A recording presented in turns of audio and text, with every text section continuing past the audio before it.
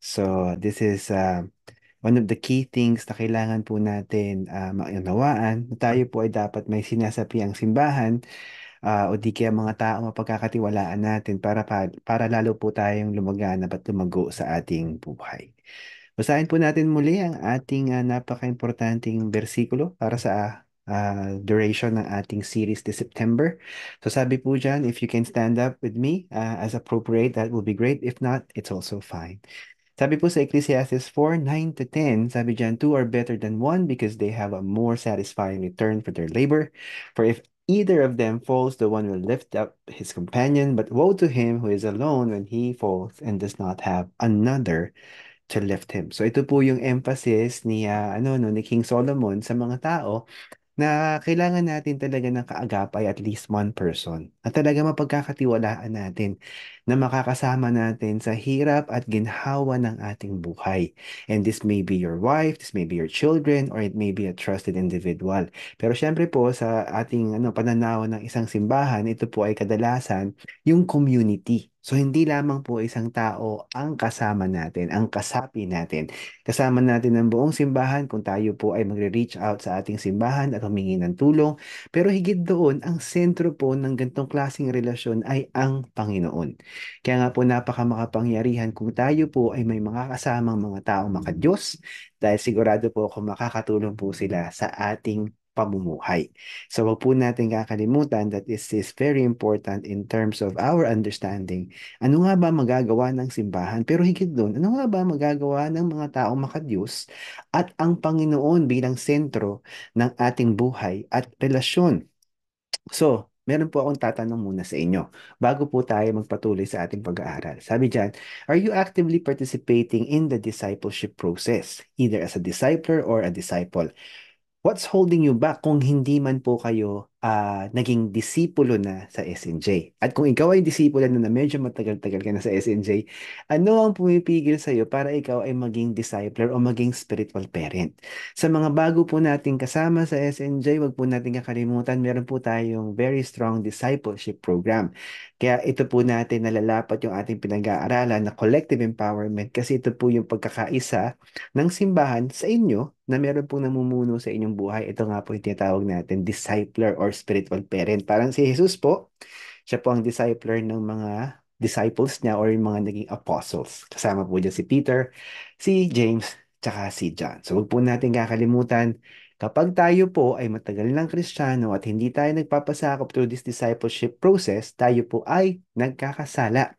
At kung sakasakaling matagal na rin tayong Kristiyano at tayo ay part na ng process ng discipleship as a disciple, ang tanong dyan, bakit hindi ka pa nagiging discipler o hindi ka pa namumuno sa mga kalulawang pinagkatiwala ng Panginoon sa iyo? So, pag-uusapan po natin today, ang collective discipleship ay importante sa pagpapalaki at pagpapalawak ng simbahan. So, ang mangyayari dyan kapag parte ka ng prosesong to, ikaw ay magiging mahusay na version mo and syempre, ito ay magpapalakas sa iyo at sa ating simbahan. So bago po tayo magpatuloy sa ating pag-uusapan, manalangin po muna tayo. Ama naming Diyos na nasa langit, ikaw ang makapangyarihang Ama. Maraming salamat dahil sobra ang pag-ibig mo. Walang kondiksyon, sukdulan. Magkamali man kami, madapa, makalimot, Panginoon, na andyan ka, hindi ka nang babago. Parati mo kami, Panginoon, pinapaalalahanan sa pamamagitan, Panginoon, ng mga pagkakataon sa aming buhay, sa mga tao na nakahalubilo namin, at sa mensaheng maririnig namin, Panginoon, sa araw na ito. Palibutan niyo po kami, Panginoon, ng inyong mga anghel at kami po ay gawaran niyo ng inyong banal na dugo para kami ay maproteksyonan, Panginoon, sa pagnanakaw ng kaaway sa aming atensyon at sa iyong salita na gusto mo, Lord God, ipamahagi sa amin.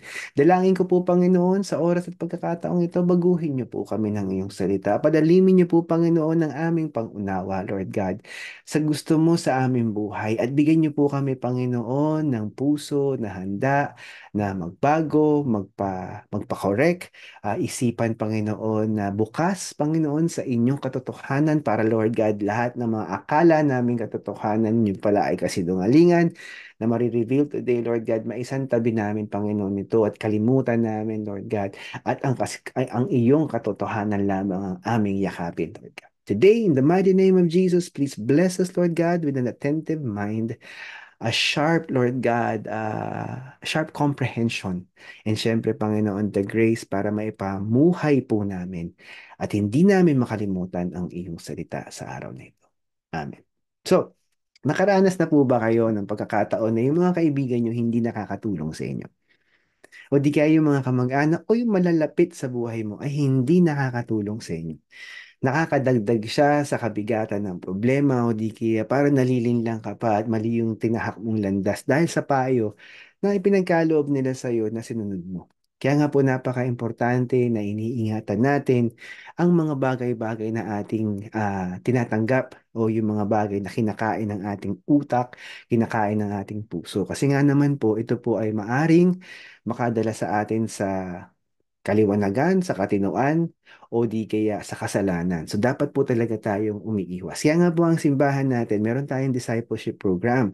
Ang discipleship program na to, hindi lamang po ito ay magpapalakas at magpapa-strengthen ng relationship mo sa Panginoon. Kung hindi, ito yung paraan para lalo ka na maging mahusay sa iyong buhay. At syempre, dahil ikaw ay nakaranas ng ganitong klaseng programa, meron kang spiritual parent na nag-alaga sa iyo, your discipler, ikaw ay magpapatuloy sa iyong pagdi-disciple naman ng ibang tao. Dahil syempre, ibalik naman natin ang tangkilik natin sa ating mga discipler by paying it forward to other people. Huwag niyo pong kakalimutan, ang word na discipleship comes from the word that means a follower and a disciplined follower. So, may discipline siya at may follower portion siya. So, it means that we are disciplined followers of Christ. Kasi meron po mga bagong kapamaraanan sa ating buhay na ating ipapamahagi sa ibang tao at ipapamala sa ating sarili. So, meron po talagang aspect ng disiplina dahil kailangan po natin isang tabi lahat ng mga bagay na natagpuan nating mali sa ating buhay. So, patuloy po natin. Nakaka-excite po ang ating word today. Perhaps some of you may have come across these verses, but still, I pray that the Lord will give you a different angle of this. So, ano po ang importante sa discipleship? Kasi magiging mahusay ka. Magiging mahusay ako. Tayo ay lalong tatalino. Tayo ay lalong huhusay kapag ito ay ating pinamuhay. According to John 14:26 Amplified Version, please stand up with me if it's appropriate habang binabasa natin ang salita ng Diyos to show holy reverence for God. Sabi dyan, but the helper, Comforter, Advocate, Intercessor, Counselor, Strengthener, stand by the Holy Spirit, whom the Father will send in my name, in my place, to represent me and act on my behalf. He will teach you all things, and He will help you remember everything that I have told you. And may the Lord add blessing and power to the reading of His mighty, mighty word. Maunawaan po natin ito. Maukit natin sa ating puso at ito ay mapamuhay natin at mapamahagi natin sa ibang tao. So ito po yung panahon na parang nagpapaalam na si Christ sa kanyang mga disciples at sinasabi niya unti-unti that eventually I will be crucified on the cross. I will die on the cross. People will persecute me and persecute you at the same time. Pero gusto niya na makalma ang kanyang mga disipulo at hindi siya nagkukubli ng maaring mangyari sa kanya. Dahil ito po talaga yung kanyang mission. Ito yung ministry ni Christ to seek and save the lost so that you and I, magkakaroon po tayo ng kaligtasan. At sa mga nakatanggap na sa Panginoon, tayo po ay ligtas na. Sa dagat-dagatan nga po, dahil tayo po ay napatawad sa ating mga kasalanan dahil sa pananampalataya na meron tayo, tinanggap natin si Jesus bilang Diyos at tagapagligtas. Sabi ng Panginoong Jesus sa kanya, darating ang banal na Espiritu sa iyo. Siya ay iyong comforter, advocate, intercessor, counselor, strengthener, and standby. At lahat ng mga tinuro ko sa iyo, ipapaalala niya yun sa iyo. Dahil ito ang espiritu na bapalit sa akin, who will continue to instruct you even in my physical absence. And this is the Lord Holy Spirit, the third person in the Trinity. So ano yung gagawin ni Lord Holy Spirit sa buhay natin? Siyempre, ang gagawin niya, ipapaalala niya lahat yung mga ginawa at tinuro ni Jesus sa ating buhay. At siyempre, ito ay source ng ating lakas, source ng ating pagbabago. So si Lord Holy Spirit ang magdadala sa atin sa katotohanan para matungkab ang lahat ng kasinungalingang ating pinaniwalaan at tayo po ay mabubuhay sa kapamaraanan ng Panginoon. So pag nakilala po natin ang Diyos, makikilala natin ang ating sarili at matatagpuan natin kung saan talaga tayo mahusay. Kung saan tayo masaya, kung saan tayo maaring mabuhay ng matiwasay makapangyarihan, buhay na mahahawi lahat ng takot para gawin yung disenyo ng Diyos na makapangyarihan sa lahat sa atin. So kaya nga po tayo magiging best versions of who we are because the Lord Holy Spirit will lead us to get to know ourselves. I-reveal niya sa atin, ipapakita niya sa atin ang ating kinabukasan. Ipapakilala niya sa atin ang ating mga sarili. Kasi alam niyo po sa totoo lang, maraming tao hindi nila kilala kung sino sila, kung saan sila mahusay, kung ano ang kanilang spiritual talent or yun nga na lang nga pong physical talent. Saan sila magiging masaya, saan sila magta-thrive. Kasi nga po ang kaligayahan, kagalakan at kasiguraduhan ng buhay ng isang tao ay wala sa kayamanan. Kaya nga po maraming mga taong mayaman pero malungkot at magulo ang kanilang buhay. At kaya nga sabi ng Panginoon, what profits a man if he gains the whole world and yet loses his soul? So even if that person, mukha siyang successful sa pananaw natin dahil ang success sa mundo, pera, sasakyan, bahay, ari-arian, walang kwenta yun sa mata ng Panginoon. Kasi lahat ng mga bagay na yan, iiwan mo eh. At lahat ng mga bagay na yan, wala yang kinalaman sa kabilang buhay mo sa presensya ng Panginoon sa paraiso. Kaya nga po, when we become the best versions of who we are, lahat ng ginagawa natin dito ay ginagawa natin dahil gusto natin sundin ng Panginoon, bigyan siya ng gloria, at yan po ay may kinalaman sa kabilang buhay natin dahil matatanggap natin ang lahat ng rewards natin. Yes, sa bawat bagay na ginagawa mo para sa Panginoon dito sa mundong ito habang tayo ay may buhay, may hininga sa ating katawang lupa, ito po ay may equal na reward in heaven. Pero ang nakakakilabot po dyan, hindi lang po sa langit yung reward eh.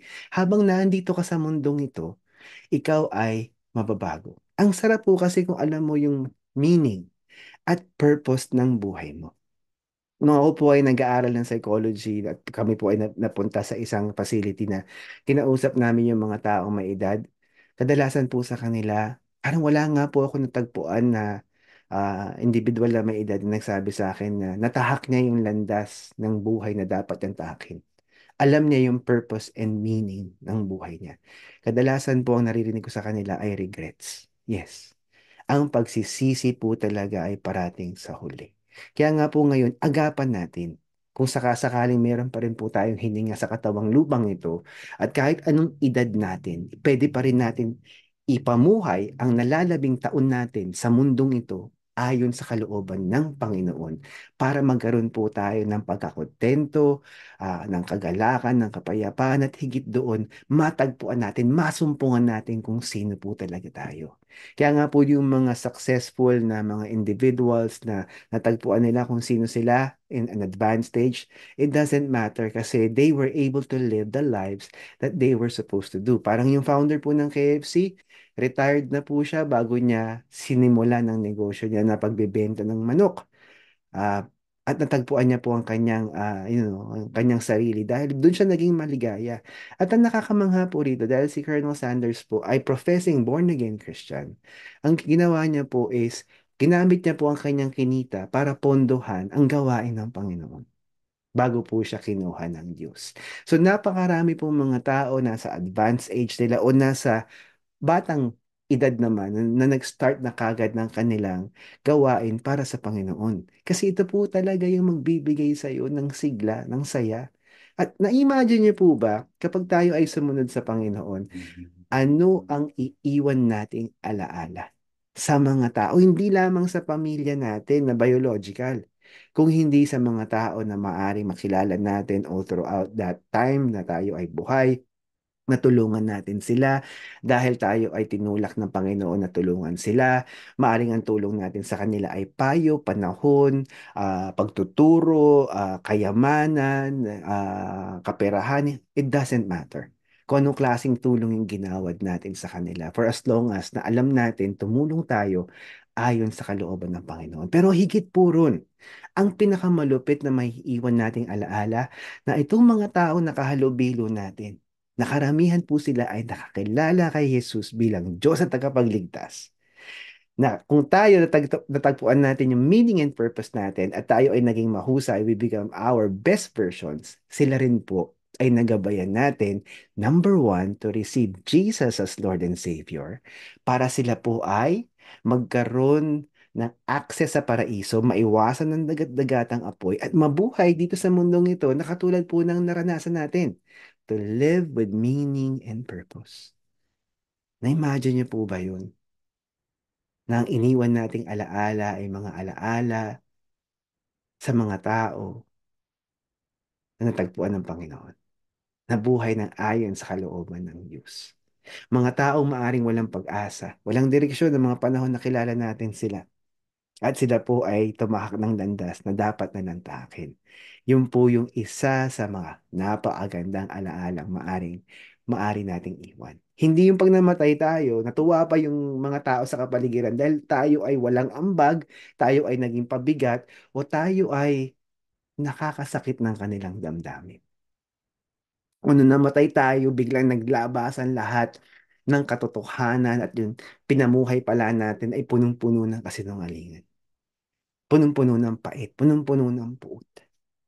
Kaya nga po, when we obey God, nababago po tayo from the inside out. When we go through the process of discipleship, ang nangyayari po sa atin, naiintindihan natin yung gustong paggawa ng Panginoon sa atin dahil tayo po ay ginagabayan ng mga taong makadiyos at may takot sa Diyos. Yan, tuloy po natin. So ano po nangyayari dun sa individual? Nagiging makapangyarihan yung individual na nagpapasakop sa Panginoon through discipleship. At syempre, ang simbahan po natin ng SNJ ay nagiging makapangyarihan din. Sabi po sa Matthew 28, verse 18 to 20, Amplified Version, Jesus came up and said to them, all authority, all power of absolute rule in heaven and on earth has been given to me. Go therefore and make disciples of all nations, help the people to learn of me, believe in me, and obey my words, baptizing them in the name of the Father and of the Son and of the Holy Spirit, teaching them to observe everything that I have commanded you. And lo, I am with you always, remaining with you perpetually, regardless of circumstance, and on every occasion, even to the end of the age. Grabe po ang kapangyarihan ng salita ng Diyos pagdating po sa bagay na to. At hayaan po natin na manamnam natin to at maunawaan natin. Sabi po ng Panginoon, so ikaw ay Kristiyano na, natanggap mo na siya bilang Diyos na tagapagligtas. Ang sabi niya sa'yo, go and make disciples. Binigyan ka niya ng authority, na-deputize ka niya. In other words, meron kang kapangyarihan. Dahil inutos ng Panginoon sa iyo because God is our Lord. And therefore, He can actually anoint you, empower you, you know, commission you, command you. So, in other words, this is a commandment by God, by Jesus, sa kanyang mga disipulo. Bago siya nag-ascend to heaven, siya po ay na-resurrect na rito. Namatay siya sa krus ng Kalbaryo. He was resurrected and then he was having this conversation before he was taken to heaven. So, physical po yung conversation na to after he rose from the dead at iginawad na yung authority. So, ibig sabihin yung authority ni Christ, na yung authority na natin yun. Kung susundin natin ng Panginoon, we will be able to go and make disciples. So, mapipilas po lahat sa ating pagkatao, yung takot natin to be rejected, yung takot natin to be persecuted, yung takot natin to get out of our comfort zones. So, tayo po ay papasok sa isang sitwasyon na magiging makapangyarihan tayo, pero may puhunan po siya. Hindi po sinabi ng Panginoon na madali ang kanyang ipapagawa. Kasi ito po ang arguably, from my perspective, ako lang po ito, I believe that this is one of the most difficult ministries to go and make disciples. Napaka, napakahirap po siya in a way because you are becoming a parent nung disipulo mo, parang si Paul, tsaka si Timothy, si Paul, tsaka si Titus, si Jesus, yung kanyang 12 disciples, at si Judas, one of the 12 disciples ni Christ, binitray siya. So, mararanasan din po natin yan because if we pursue kung paano si Jesus ay nabuhay sa mundong ito, ganun din po ang mangyayari sa atin. Wag po natin kakalimutan yon. So, ang sabi ng Panginoon dyan, as He has empowered us, i-equip na tayo. Dahil tayo po ay sumunod sa Kanya, bibigyan niya tayo ng talino, bibigyan niya tayo ng kaliwanagan, dahil tayo po ay magiging makapangyarihan, dahil tayo po ay sumusunod sa Kanya. So tayo po yung unang makikinabang if we become part of the discipleship program ng kahit anong simbahan. If you are part of another church or listening in, then you will actually experience the same thing. But we are talking about our church, SNJ, so it will empower the individual and it will empower the disciples of the individuals. Bakit? Kasi ang sabi dyan, tuturuan natin silang magang malapit sa Panginoon. Hindi natin sila tuturuan na sila ay maging dependent on us. Tuturuan natin sila, anong sabi? Kailangan nilang matutunan kung sino si Christ, di ba? Maniwala sa Kanya at sundin ang Kanyang salita. 'Di ba? To learn Christ, to believe in Christ, and to obey Christ's words or commandments. At sabi niya, we have to teach them to observe everything that He has commanded. And He will be with us in all situation and circumstance dahil sinusunod natin ang kanyang salita. So nangyayari po habang tayo ay humuhusay sa pagsunod at pagkapasakop sa Panginoon dahil lumalalim tayo sa kanyang salita at napamumuhay natin, madali natin itinuturo dahil ito po ay nanggaling sa ating karanasan na ituturo natin na ipapamahagi natin sa ating mga disipulo at na ituturo at napapamahagi natin sa mga tao sa ating kapaligiran by example. Kasi nakikita po nila tayo. Naririnig nila tayo. Nararanasan po nila tayo. Kaya nga po, kung tayo ay, again, sa mga Christians, I'm talking to you, if you are not in a discipleship relationship, kung hindi ka nagpapadisciple sa isang discipler at kung ikaw ay matagal ng Kristiyano na disciple pero wala ka pa rin dinidisciple dahil hindi ka pa rin discipler, I am telling you right now, you are sinning. Ikaw ay nagkakasala dahil ito ang inutos ng Panginoon bago siya umakyat sa langit. Ngayon, kapag ito po ay ating naranasan, sigurado po ako 100% na tayo po ay makakaranas ng pagbabago mula sa loob palabas. So, ang mangyayari sa atin, yung mga importanteng aspeto ng ating buhay na hindi nakikita ng ibang tao, ito yung unang magbabago. Paano tayo nagpoproseso bago magsalita? Ano yung proseso ng ating pag-iisip at pagdidesisyon? Ano yung proseso natin bago tayo kumilos at nagbabago ang ating behavior? Parang wala pong pinagkaiba yan. If you believe that you are a Christian, you should be eating healthy. You should be exercising. You should be working at least, you know what, kung 5 days a week lang ang trabaho mo, 6 the most, and you will have your Sabbath day. Ang Sabbath day, it's not Sunday, it can be any day. Pero ito yung 24 oras mo na ikaw ay nagsa-self-reflection, nagpe-pray, dinidevote mo sa Panginoon. Hindi mo to sinusunog sa social media, hindi mo to sinusunog sa paggagala-gala, sa bakasyon. Kung hindi, this is your time to worship God. Maybe you are a minister, I don't know.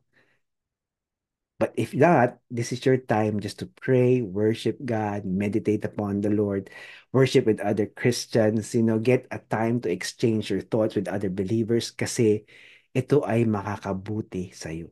Remember, as iron sharpens iron, so does man sharpens another man through discussion.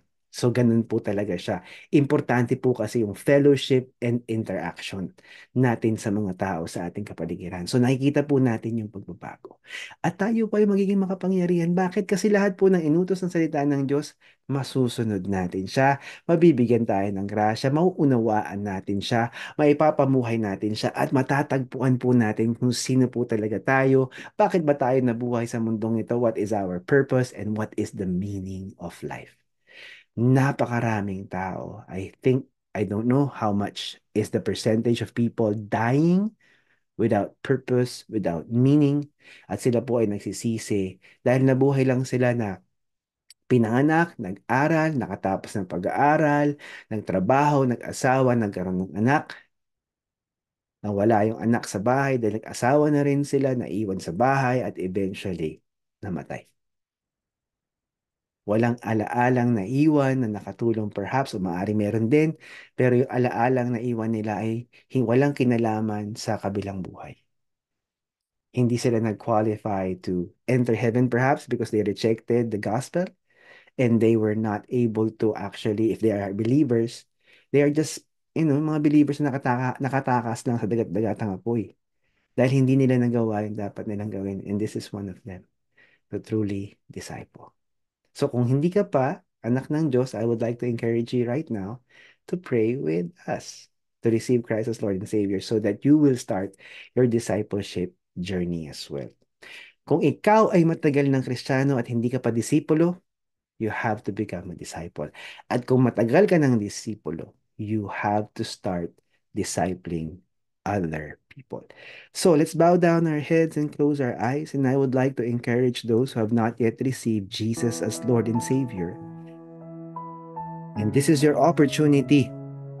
Now I would like to encourage you na matanggap mo si Jesus bilang Diyos at tagapagligtas ng iyong buhay.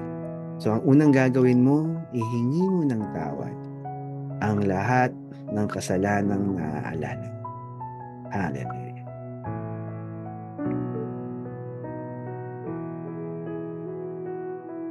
So ask forgiveness for all the sins that you are reminded of right now. Hallelujah. The Bible says if you confess your sins to God, He is faithful and just to forgive us and cleanse us of all unrighteousness. So lahat ng kasalanan natin, past, present, and future, ay napatawad niya. For as long as na ang puso natin ay talaga nga naman humihingi. Step number 2, magpasalamat ka kay Jesus. Because He is our Lord and Savior, He is the reason for our salvation.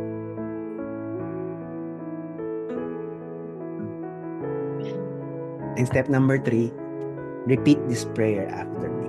Kailangan mo itong ulitin, kailangan mo siyang i-verbalize. Sapat na marinig mo yung sarili.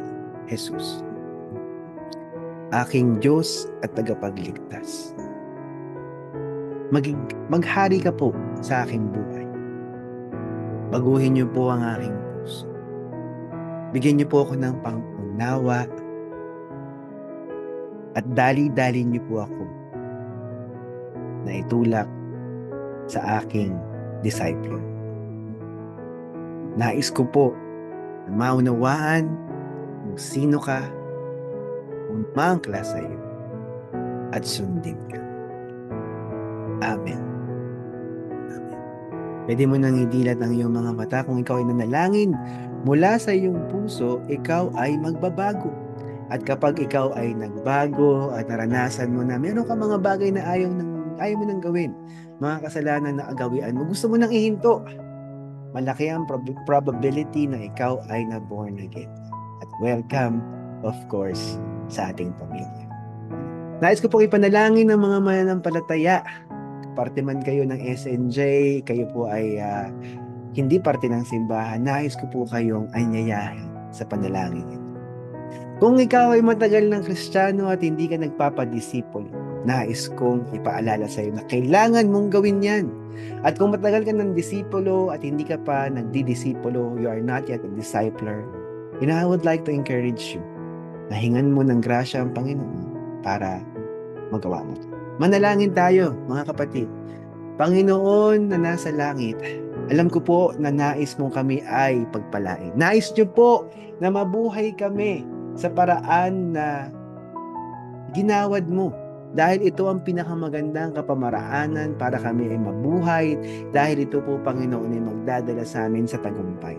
Dalangin ko po, Panginoon, lahat ng mga kapatiran na hindi pa po nagpapasakop as a disciple. Bigyan niyo po sila ng humility na saliksikin nila. Sino nga ba yung discipler nila, yung spiritual parent nila na maaring maggabay at magturo sa kanila.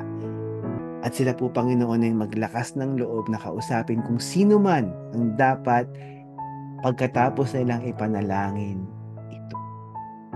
At kung ang kanilang simbahan ay walang discipleship, turuan niyo po sila na saliksikin kung saan mo sila tinawag na simbahan na may discipleship. Kung sila po ay tinawag mo sa SNJ, lead them to SNJ. Sa mga kapatiran ko na matagal ng disipulo, ngunit hindi pa kayo nagtitake ng next step, alam mong nagkakasala ka. Because the next step is for you to become a discipler. Dahil inutos ng Panginoon yan. Nabasa mo kanina. Narinig mo pa. Go and make disciples of all nations. You lead them to Christ and you teach them to obey everything that Christ has commanded all of us. And I encourage you today, kung ang hadlang ay kasalanan, kung ang hadlang ay nakaraan, kung ano mo ang hadlang yan, at nais mo talagang sundin ng Diyos, taas mo ang dalawa mong kamay, isuko mo sa Panginoon yan. Taas mo, huwag mo munang bababa ang dalawa mong kamay. Panginoon, kayo po ang bumasag sa lahat ng hadlang na kanilang nararanasan. Buwagin niyo po ito, Panginoon, para maging malaya ang mga kapatiran na sila po ay magsimulang mag-disciple. At maranasan nila, Panginoon, ang kapangyarihan ng pagsunod sa iyo, ang kapangyarihan ng pagpapasakop sa iyo, at ang kapangyarihan ng pagtuturo ng tama sa mga disipulo na ginawad mo para sa kanila. And so I pray they will obey you accordingly. You put down your hands na. Pwede mo na ibaba. Panginoon, pagpalain niyo po ang lahat ng nakinig, nanood ng mensaheng ito, maaring live or on demand, it doesn't matter. I do pray, Lord God, that they will all be changed and that they will experience you from glory to glory today. In Jesus' name, amen. Amen. Hallelujah. Ayan, patuloy ko pong inaanyayahan kayo na tulungan niyo po ang mga tao sa ating kapaligiran maging tayo po ay maging hero nila. Lalo na po yung mga kilala natin na hindi pa nakakilala sa Panginoon bilang Diyos sa tagapagligtas. Patuloy po natin i-share ang ating content sa kanila. Patuloy po natin i-share ang gospel sa kanila. Wag po tayong magdalawang isip kung tayo po ay nakaranas na ng kaligtasan. Naranasan na natin ang born again experience. Dahil yun po ang utos ng Panginoon. Go and make disciples of all nations. At pag hindi po natin ginagawa yan, tayo po ay nabubuhay sa kasalanan. At ina-encourage ko po kayo, i-pop a comment po sa ating mga social media platforms if you are watching from that space. Kung kayo po ay na-born again through this message, please do comment.